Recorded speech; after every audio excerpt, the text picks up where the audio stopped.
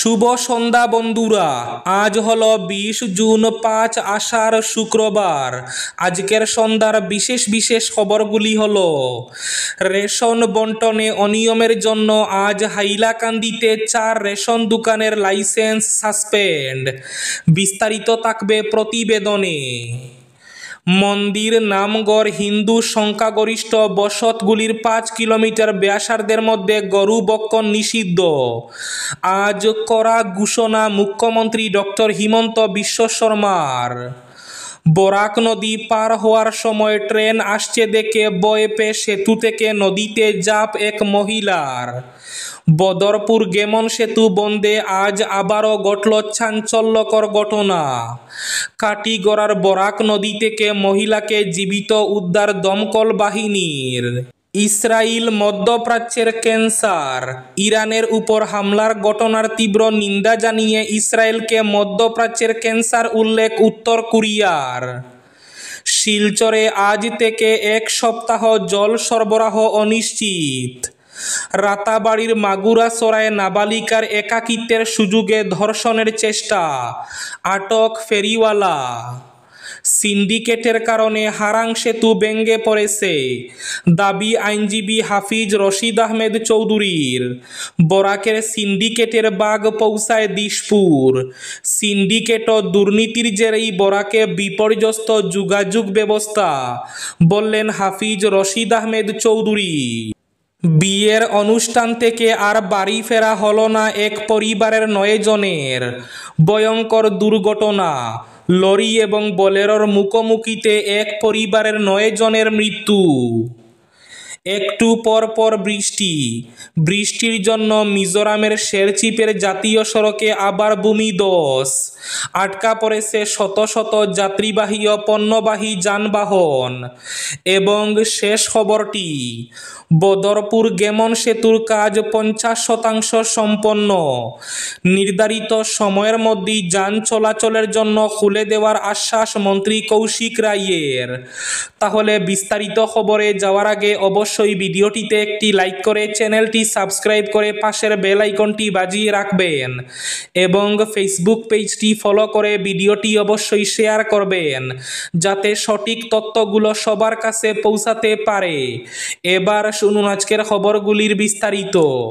প্রথম খবর, রেশনে অনিয়মের জন্য এবার হাইলাকান্দিতে 4 রেশন দোকানের লাইসেন্স সাসপেন্ড। হাইলাকান্দির খাদ্য এবং অসামরিক সরবরাহ এবং গ্রাহক পরিক্রমা বিভাগের অ্যাসিস্ট্যান্ট ডিরেক্টর জেলার 4 জন রেশন দোকানির লাইসেন্স সাসপেন্ড করেছেন। খাদ্য সুরক্ষার চাল বন্টনের জন্য নির্দিষ্ট প্রতি মাসের প্রথম 10 দিন, অন্য সেবা নামক দিনগুলিতে জুন, জুলাই ও আগস্ট মাসের চাল বিতরণের অনিয়ম পরিলক্ষিত হওয়ায় লাইসেন্স সাসপেন্ড করা হয়েছে। সাসপেন্ড করা রেশন দোকানের মালিকরা হলেন হাইলাকান্দির হোলসেল কনজিউমার কোঅপারেটিভের অধীন রেশন দোকানি আফিয়া বেগম লস্কর ও নিজামুদ্দিন বরবুইয়া, মাহমুদপুর নিজ বার্নারপুর সমবায় সমিতির অধীনে রেশন দোকানি প্রবীর দাস এবং মণিপুর সমবায় সমিতির অধীন রেশন দোকানি কান্তি দত্ত। বদরপুর গেমন সেতু বন্ধে আজ আবারও ঘটল এক চাঞ্চল্যকর ঘটনা। ঝুঁকির মুখে পড়ে প্রাণ বাঁচাতে নদীতে ঝাঁপ দিলেন এক মহিলা। জানা গেছে, বরাক নদী পার হওয়ার সময় ট্রেন আসছে দেখে তিনি ভয়ে সেতু থেকে নদীতে ঝাঁপ দেন। কাটিগড়ায় বরাক নদী থেকে জীবিত এক মহিলাকে উদ্ধার করল অগ্নি নির্বাপক বাহিনী। আজ শুক্রবার সকালে কাটিগড়ার রেল সেতুর নিচে বরাক নদী থেকে উদ্ধার হয় আসিয়া বেগম নামের এক মহিলা। ঘটনাস্থলের পাশে অগ্নি নির্বাপক বাহিনীর কার্যালয় রয়েছে। খবর পেয়ে বাহিনী তৎক্ষণাৎ পৌঁছে মহিলাকে উদ্ধার করে কাটিগড়া হাসপাতালে নিয়ে যায়। পৌঁছে পুলিশও, পরে সেখান থেকে মেডিকেলে স্থানান্তর করা হয়। ঘটনার পর দমকল বাহিনীর জনৈক কর্মী জানান, স্থানীয়রা তাদের জানিয়েছেন আসিয়া বেগম রেল লাইনের উপর দিয়ে বরাক নদী পার হওয়ার সময় ট্রেন আসছে দেখে তিনি ভয়ে সেতু থেকে নদীতে ঝাঁপ দেন। সংস্কারের জন্য গেমন সেতু বন্ধ রয়েছে।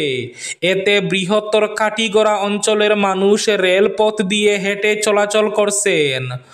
অনুরূপভাবে আজ সকালে হিলারার প্রয়াত ইউসুফ আলীর স্ত্রী আসিয়া বেগম হেঁটে রেল সেতু দিয়ে নদী পার হচ্ছিলেন, তারপরই ঘটে এই অঘটন।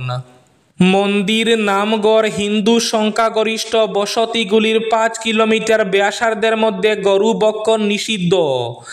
সম্প্রতি ঈদ উদযাপনের পর সংবেদনশীল স্থান থেকে গরুর মাংস উদ্ধারের ঘটনার পর রাজ্যের জেলা প্রশাসনগুলোর প্রতি একটি শক্তিশালী নির্দেশনা জারি করেছেন মুখ্যমন্ত্রী।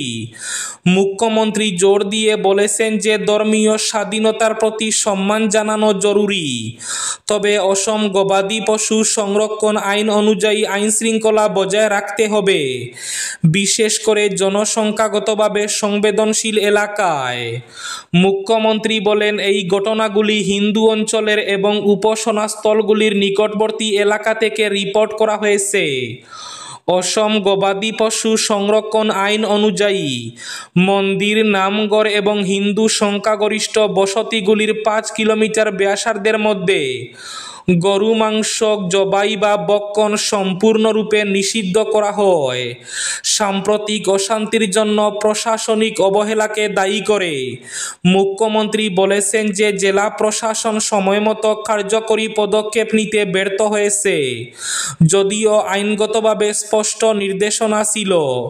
মুখ্যমন্ত্রী শর্মা এও বলেন, যদি আইন অনুযায়ী যথাযথ ব্যবস্থা নেওয়া হতো তাহলে এই ঘটনাগুলি হতো না। আমরা এখন সব জেলা কর্মকর্তাদের এই আইন কঠোরভাবে এবং সমানভাবে প্রয়োগের নির্দেশ দিয়েছি। বিয়ের অনুষ্ঠান থেকে ফেরার পথে ভয়ঙ্কর সড়ক দুর্ঘটনা। লরি ও বোলেরোর মুখোমুখি সংঘর্ষে একই পরিবারের 9 জনের মৃত্যু। বিয়ের অনুষ্ঠান থেকে ফেরার পথে দুর্ঘটনা। দুর্ঘটনাটি সংঘটিত হয় আজ শুক্রবার পশ্চিমবঙ্গের পুরুলিয়ার বলরামপুরে। দুর্ঘটনার খবর পেতে ঘটনাস্থলে হাজির হয় পুলিশ। দেহগুলো উদ্ধার করে পুলিশ হাসপাতালে পাঠিয়েছে ময়নাতদন্তের জন্য। জানা গেছে, বলরামপুর থানার নামশল গ্রামের প্রাথমিক স্কুলের পাশে দুর্ঘটনাটি ঘটেছে আজ শুক্রবার সকালে। জামশেদপুর পুরুলিয়া 18 নম্বর জাতীয় সড়কে বলরামপুরের দিক থেকে আসা একটি লরির সঙ্গে উল্টো দিক থেকে আসা বোলেরো গাড়ির মুখোমুখি সংঘর্ষ হয়। ঘটনাস্থলেই 2টি গাড়ি উল্টে যায়। স্থানীয় মানুষ ও বলরামপুর থানার পুলিশ বোলেরো গাড়িতে থাকা 9 জন আরোহীকে গুরুতর আহত অবস্থায় উদ্ধার করে ব্লক প্রাথমিক স্বাস্থ্য কেন্দ্রে নিয়ে যান। পরে তাদের সকলকে মৃত বলে ঘোষণা করেন চিকিৎসক। পুলিশ সূত্রে জানা গেছে, মৃতদের বাড়ি ঝাড়খণ্ডের নিমডি এলাকায়। জানা গিয়েছে, বোলেরো গাড়ির যাত্রীরা একটি বিয়ে বাড়ির অনুষ্ঠানে যোগ দিতে ঝাড়খণ্ড থেকে পুরুলিয়া এসেছিলেন। ইসরায়েল মধ্যপ্রাচ্যের ক্যান্সার। ইরানের উপর হামলার ঘটনার তীব্র নিন্দা জানিয়ে ইসরায়েলকে মধ্যপ্রাচ্যের ক্যান্সার বলে উল্লেখ করল উত্তর কোরিয়া। তারা এই হামলাকে মানবতার বিরুদ্ধে অপরাধ বলে দাবি করেছে। এই হামলার মাধ্যমে মধ্যপ্রাচ্য একটি বৃহত্তর যুদ্ধের ঝুঁকি তৈরি করতে পারে বলেও সতর্ক করেছে কিম জং উন। ইরানের উপর ইসরায়েলের হামলার নিন্দা জানিয়ে উত্তর কোরিয়ার বিদেশ মন্ত্রকের এক মুখপাত্র বলেন, ইরানের অসামরিক পরমাণু এবং জ্বালানি কেন্দ্রে ইসরায়েলের সামরিক হামলায় গুরুতর উদ্বেগ প্রকাশ করেছে পিয়ংইয়ং। পাশাপাশি তীব্র নিন্দা জানাচ্ছে ইসরায়েলি হামলায় অসামরিক নাগরিক হত্যা মানবতার বিরুদ্ধে ক্ষমাহীন অপরাধ। ইসরায়েল রাষ্ট্রীয়ভাবে সন্ত্রাসবাদে জড়িত, যা এই অঞ্চলকে সর্বাত্মক যুদ্ধের ঝুঁকি বাড়াচ্ছে। কিছু সময় পর পর বৃষ্টির জন্য মিজোরামে আবার ভূমিধস। মিজোরামের শেরসিপে জাতীয় সড়কে ভূমিধস। প্রশাসনের পক্ষ থেকে সারাইয়ের কাজ চলছে। সড়ক ভূমিধসে বন্ধ হয়ে পড়ায় শত শত যাত্রীবাহী ও পণ্যবাহী যানবাহন আটকে পড়েছে। কিছুদিন পর পর ভূমিধস। ব্যাপক সমস্যায় পড়েছেন যাত্রীবাহী ও পণ্যবাহী যানবাহনের চালকরা। সিন্ডিকেটের কারণে হারাং সেতু ভেঙে পড়েছে, দাবি আইনজীবী হাফিজ রশিদ আহমেদ চৌধুরীর। বরাকের সিন্ডিকেটের বাগ পৌঁছায় দিশপুর। সিন্ডিকেট ও দুর্নীতির জেরেই বরাকে বিপর্যস্ত যোগাযোগ ব্যবস্থা।